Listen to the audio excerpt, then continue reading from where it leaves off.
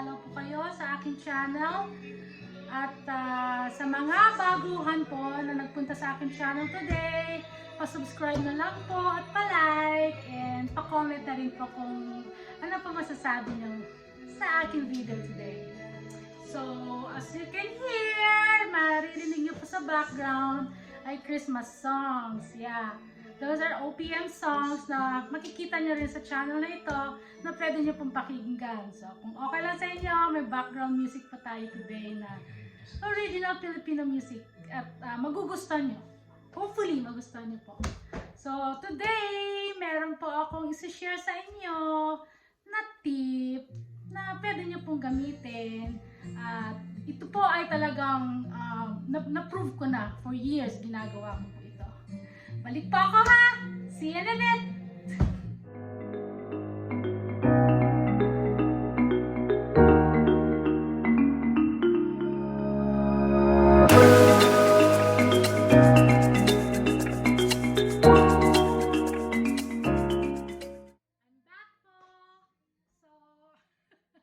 Nagulat po yung anak ko. Kasama ko pa yung anak ko. Kulang somewhere. Katatapos lang ng online learning niya.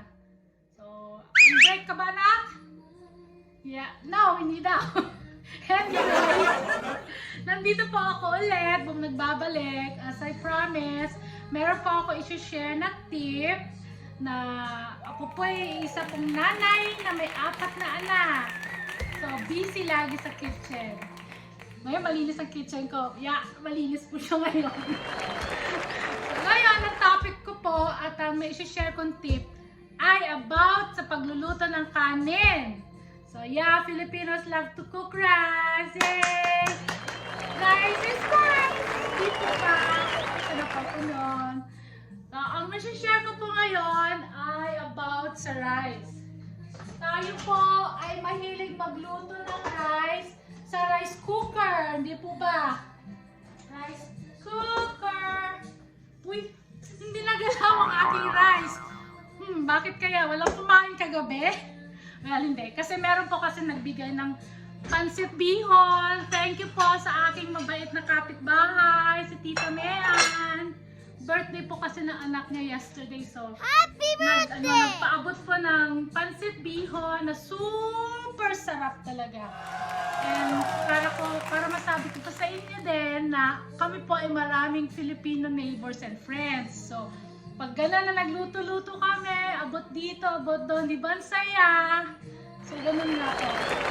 Mabait po mga kapitbahay po namin.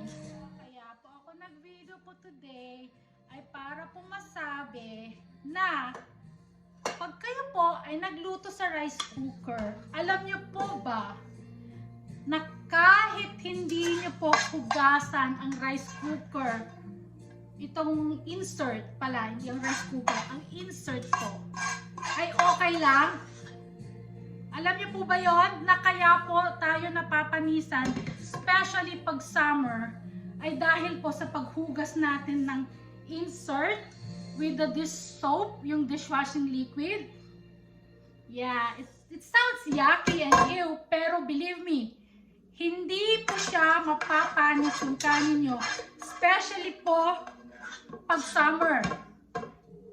Di po ba, pag kayo po nagsaing pag summer, especially dito sa Canada, pag medyo nagtagal sa yung rice cooker ng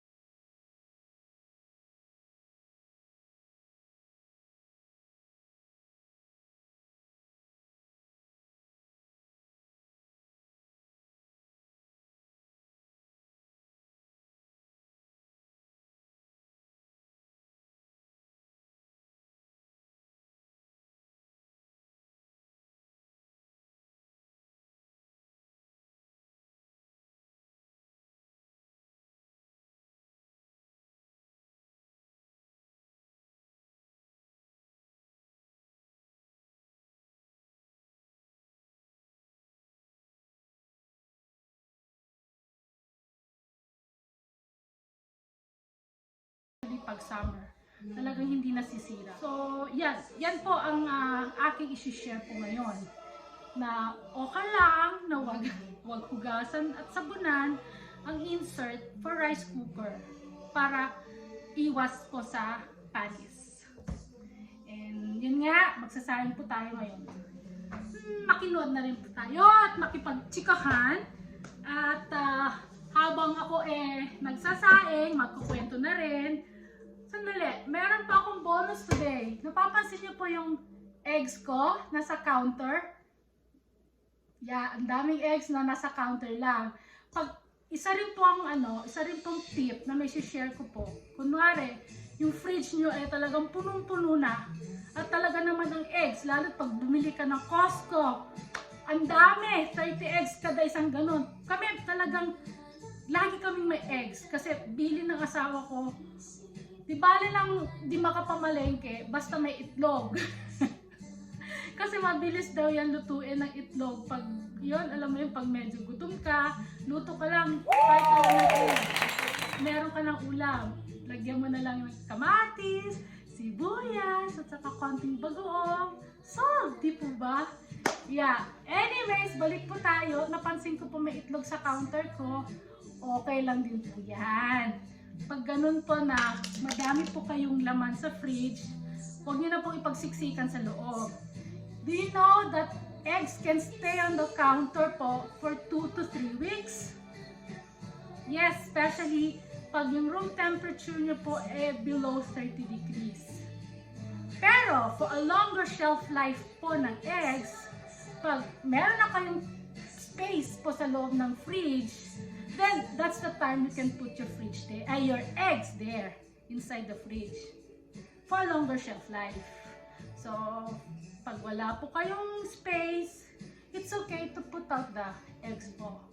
But when you put inside the fridge na po, then mas longer na po yung life niya. Anyways, yun lang po. Magsasaing na po ako ngayon. At hopefully, matry niyo po sa summer or kahit ngayon. Usually naman pag winter, hindi po tayo napapanisan. Usually summer lang naman. And let me know po in the future kung effective nga po sa inyo ito. Ano pa? Salamat po! Huwag niyo po kalilimutan mag-like, mag-subscribe, at mag-comment down below po kung ano po masasabi niyo sa video na ito po. Welcome na welcome po kayo. Salamat po ulit! Goodbye! See you on my next video! If you like this video, please like,